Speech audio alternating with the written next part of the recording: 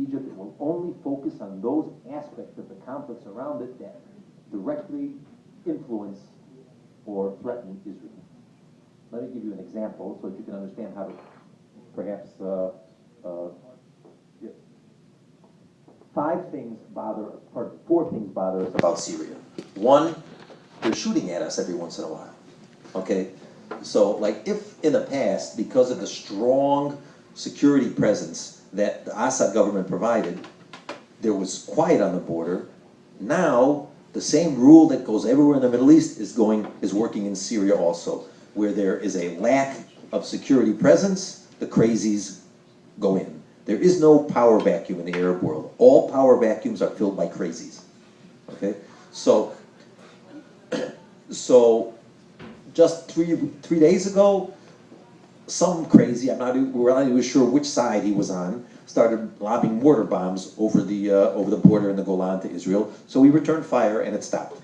So that's number one. Number two is we like our border to remain closed. There is a very large degree of pressure on the border because the Syrian population wants to get out. Okay, we have to protect our border. We have to patrol the border, and this isn't about for military reasons. This is for refugee reasons. So we've gone along the border and we've made the fences a little bit higher. We've reinforced our minefields and that kind of stuff. Okay. The third thing, also on the issue of refugees, they are causing hundreds of thousands of refugees are going to Turkey, Iraq, Lebanon, Jordan, and that's causing terrible instability. We just had this today, like 5 or 6 hours ago, rockets landing from Lebanon in north of Israel. Part of that is because the whole region is being stirred up by this influx of refugees into Lebanon, and as you know, Lebanon is like a powder keg waiting to be stirred up. And when you have a demographic imbalance, that's when it happens. So that gets us concerned. We're also concerned about what the influence of hundreds of thousands of refugees have on Jordan, because Jordan is another pillar of our national security regime, and we want to keep them stable. And they're not a rich country, and they have a lot of radicals there, and this business of 300,000 or 400,000 refugees in the north of Jordan is also a big headache.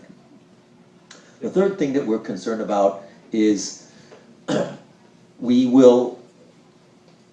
have made it very clear that we will not tolerate the transfer of weapons that are what we call game-changing weapons from Assad to other actors in the region. Assad has the largest arsenal of non-conventional weapons in the Middle East. You see that he uses that poison gas rather freely nowadays, and also has some very sophisticated weapon system, air-to-ship weapons, air-to-air, ground-to-air weapons, ship-to-shore weapons, all kinds of stuff that he got from the Russians or from other very advanced weapon suppliers. And we will not tolerate the transfer of those weapons to other actors, especially not the Hezbollah. So if every once in a while somebody reports that an unidentified air force seems to have hit an arms convoy moving in the direction of Hezbollah from Syria, that might be because Israel has a vested interest in preventing that, although we don't care what's going on in Syria itself. The fourth thing that we have to be very clear about is even if Assad disappears tomorrow, there will be at least 2, if not more, years of civil war in Syria. So we have to make sure that we're ready to face that. Now,